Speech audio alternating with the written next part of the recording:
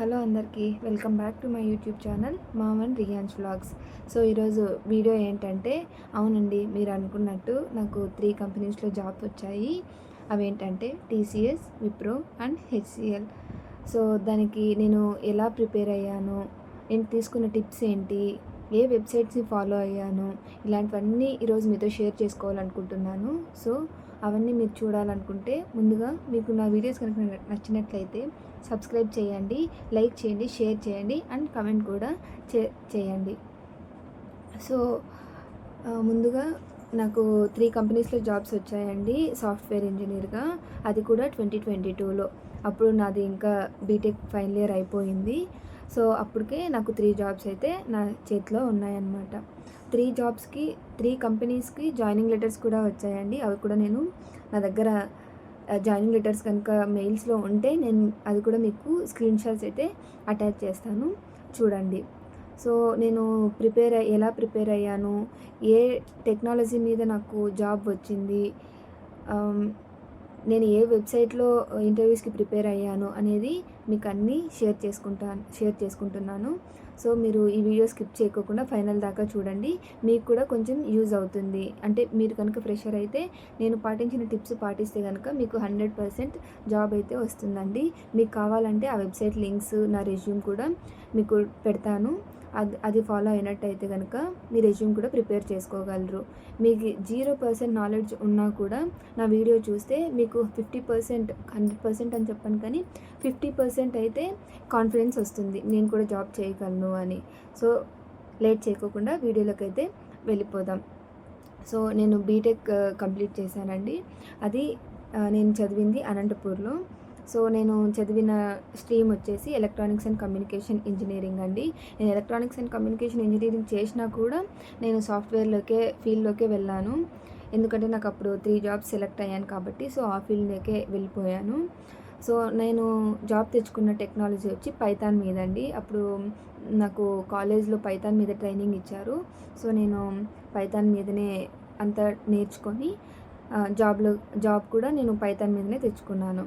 So నేను రెజ్యూమ్లో పెట్టిన skills వచ్చేసి పైథాన్ పెట్టాను, ఎస్క్యూఎల్ పెట్టాను. ఏదో ఒక డేటాబేస్ పెట్టాలి కాబట్టి ఎస్క్యూఎల్ అయితే పెట్టాను. ఇంటర్వ్యూస్ కూడా అంత ఈజీగా ఏం లేవు, అంత టఫ్గా కూడా లేవు. మనం బాగా ప్రిపేర్ అయితే కనుక క్రాక్ చేయొచ్చండి.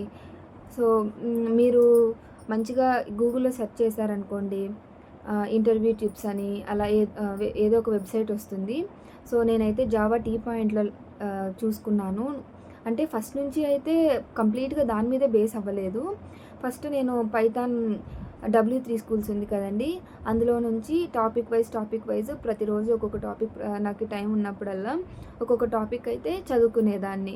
అంత తర్వాత ఊరికే చదువుకుంటే అవ్వదు కదండి, కోడింగ్ కదా. సో నేను అంటే ఏదైనా నాకు కావాల్సిన ఎగ్జాంపుల్స్, ఇఫ్ ఎల్స్ బ్లాక్స్ అలాంటివి చిన్నవి ప్రాక్టీస్ కూడా చేసేదాన్ని అనమాట. అలా ప్రాక్టీస్ చేసి నాకు కోడింగ్ కూడా కొంచెం ఈజీ అయిపోయింది. పూర్తిగా వచ్చని చెప్పను కానీ ఇంటర్వ్యూ క్రాక్ చేసేదాకా అయితే నేర్చేసుకున్నాను అనమాట. తర్వాత నాకు అప్పుడు ఎగ్జామ్స్ ఉండేవండి, ఫైనల్ సెమిస్టర్వి. సో ఒక పక్క ఎగ్జామ్స్, ఒక పక్క ఇంటర్వ్యూ కూడా ఉండేది. సో 2 బ్యాలెన్స్ చేయాలి కాబట్టి నేను అది టైం ఉన్నప్పుడల్లా ఈ కోడింగ్వి అయితే ప్రాక్టీస్ చేసేదాన్ని. ఇంకా టైం ఉన్నప్పుడల్లా ఎగ్జామ్స్ కూడా ప్రిపేర్ అయ్యేదాన్ని అనమాట. సో ఫైనల్గా అయితే నాకు 3rd ఇయర్ అంటే 6th సెమిస్టర్ కదా, 6th సెమిస్టర్ ఎండింగ్లో నాకు స్టార్ట్ అయింది రిక్రూట్మెంట్ అనేది. సో ఫస్ట్ వచ్చి టీసీఎస్కి అప్లై చేశాను. అప్లై చేయంగానే ఎగ్జామ్ మెయిల్ అయితే వచ్చింది.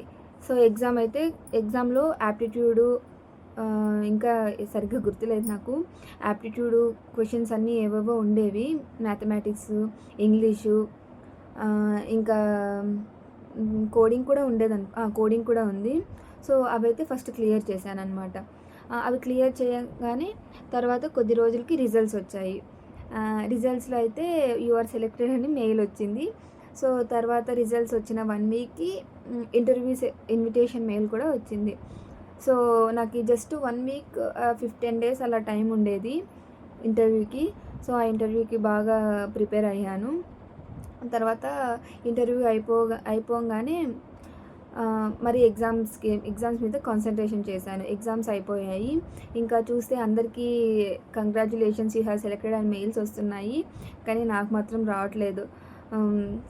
సరే అని సైలెంట్గా ఉన్నాను. మరి ఒకరోజు మిడ్‌నైట్ 11:30 ఆ టైంలో నాకు సెలెక్టెడ్ మెయిల్ వచ్చిందనమాట. I think November 12th or 8th. So selected mail వచ్చింది. ఇంకా చాలా హ్యాపీ అయిపోయాను. అబ్బా! నాకు జాబ్ వచ్చేసింది. ఇంకా నా లైఫ్ సెట్ అయిపోతుంది అనుకున్నాను. తర్వాత ఆ సెలక్షన్ మెయిల్ రాగానే విప్రో కూడా అంతకుముందే అటెంప్ట్ చేశాను. విప్రో ఎగ్జామ్ కూడా.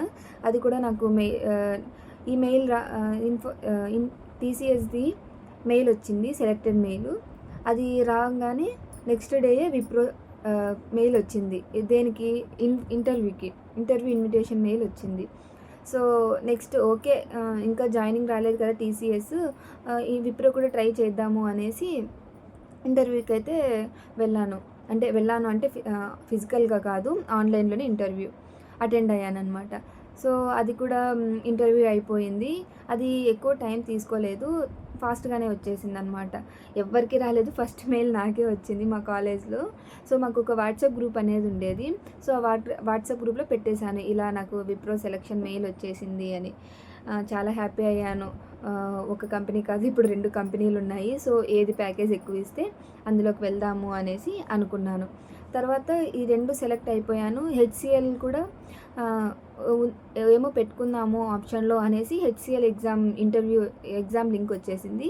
సో అది కూడా రాద్దాము ఎగ్జామ్ కూడా అనేసి ఎగ్జామ్ అయితే రాసేసాను. వద్దు అనుకున్నాను, ఆల్రెడీ 2 ఉన్నాయి కదా, ఎందుకులే అనుకున్నాను. బట్ ఏమో ఇది కూడా ఉండని అనేసి ఎగ్జామ్ అయితే రాశాను. ఎగ్జామ్ రాశాక నాకైతే అస్సలు హోప్ లేదండి హెచ్సిఎల్ మీద. ఇవి 2 ఉన్నాయి కదా, ఏదో రాయాలి అంటే అటెంప్ట్ చేయాలి అన్నట్టు అటెంప్ట్ చేశాను. బై గాడ్స్ గ్రేస్ అది కూడా సెలెక్ట్ అయ్యాను. తర్వాత వితిన్ 1 డేలోనే ఇంటర్వ్యూ అటెండ్ అవ్వాలి అన్నారు. ఓకే అన్నాను. సో ఇంటర్వ్యూ అటెండ్ అయ్యాను. అది కూడా సెలెక్ట్ అనేసి మెయిల్ వచ్చేసింది. చాలా హ్యాపీ అయ్యాను. సో నాకు వచ్చేసి టీసీఎస్ వచ్చి 3.35 lakhs ప్యాకేజ్ వచ్చింది. విప్రో 3.5 lakhs ప్యాకేజ్ వచ్చింది. అండ్ ఫస్ట్ హెచ్సిఎల్ కూడా 3.5 ఎల్పిఏకే వచ్చింది. తర్వాత ఏమైందో ఏమో వాళ్ళందుకు వాళ్ళే 4.25కి కన్వర్ట్ చేశారు ప్యాకేజ్. సో ఆబ్వియస్గా మనం ఏది సెలెక్ట్ చేసుకుంటాం, ఏది జాయినింగ్ అంటే ఫ్రెషర్ కాబట్టి ప్యాకేజ్ ఇంపార్టెంట్ కాదు, ఏది జాయినింగ్ ఫస్ట్ వస్తే దానికి వెళ్దాం అనుకుంటాం కదా. సో నేను అలాగే ఏది జాయినింగ్ ఫస్ట్ వస్తే అది వెళ్దాం అనుకున్నాను. ఫస్ట్ అయితే విప్రో వచ్చింది. విప్రో వస్తే అది మేలోనే వచ్చింది. నాకు ఇంకా అప్పుడు ఎడ్యుకేషన్ ఇంకా కంప్లీట్ అవ్వలేదు. అంటే వర్క్ ఫ్రమ్ హోమే ఇచ్చారు, కానీ నాకు ఇంకా సరే చూద్దాం అన్నట్టు విప్రో వెళ్ళలేదు, రిజెక్ట్ చేశాను. తర్వాత ఇంకా 2 కంపెనీస్ ఉన్నాయి కదా అని అనుకున్నాను. టీసీఎస్ అయితే జాయినింగ్ వచ్చింది, కానీ ఏంటంటే నాకు ముంబై లొకేషన్ వచ్చింది. సో సరే, నాకు హెచ్సిఎల్ మీద అంత నమ్మకం లేదు, తప్పో కాదో తెలీదు, నమ్మకం లేదనమాట, ఇస్తారో లేదో అనుకున్నాను. సో విప్రో అయితే రిజెక్ట్ చేశాను. ఇంకా టీసీఎస్కి వెళ్దాము అనుకుంటే ముంబై లొకేషన్ వచ్చింది. ముంబై అంటే ఇంకా మా నాన్న వద్దు అనేసారు. చాలా ఏడ్చేశాను. ఏంటి నా లైఫ్ ఇక్కడితో ఆగిపోతుందా అంటే, తెలిసిందే కదా సాఫ్ట్వేర్ ఇండస్ట్రీలో కొంచెం గ్యాప్ వస్తే మరి ఎగైన్ ఇంటర్వ్యూకి సెలెక్ట్ అవ్వడానికి కొంచెం కష్టం ఉంటుంది. సో అలా అన్నీ ఏవేవో ఆలోచించి చాలా ఏడ్చేశాను. తర్వాత సెప్టెంబర్ 30 నాకు హెచ్సిఎల్ నుంచి ఆన్బోర్డింగ్ మెయిల్ వచ్చిందనమాట. నా సంతోషానికి ఇంకా అస్సలు హద్దులు లేవండి, అంత హ్యాపీ అయిపోయాను. ఇంకా వెంటనే ఇమీడియట్గా జాయిన్ అవుదా. చెన్నై లొకేషన్ వచ్చింది, బెంగళూరు అయితే రాలేదు, చెన్నై వచ్చింది. సో అయినా పర్లేదు నేను వెళ్తాను అనేసి మా ఇంట్లో వాళ్ళని ఒప్పించి జాయిన్ అయితే అయ్యానమాట. ఫస్ట్ ఆగస్ట్ 30 నాకు ఆన్బోర్డింగ్ మెయిల్ వచ్చింది. జాయినింగ్ డేట్ వచ్చి సెప్టెంబర్ 8th. సో సరే అనేసి ఇంకా చెన్నైకి వెళ్ళి అక్కడ పీజీ చూసుకొనేసి జాయిన్ అయ్యేసి ప్రస్తుతానికైతే హెచ్సిఎల్లో వర్క్ చేస్తున్నాను అనమాట. సో మీకు ఈ వీడియో యూస్ఫుల్ అయ్యిందనే చెప్తున్నాను. సో పైథాన్ నేనైతే బేసిక్గా ఫ్రెషర్గా జాయిన్ అయింది అయితే పైథాను, అండ్ ఏదో ఒక డేటాబేస్ నేర్చుకోవాలి కాబట్టి నేను ఎస్క్యూఎల్ నేర్చుకున్నాను.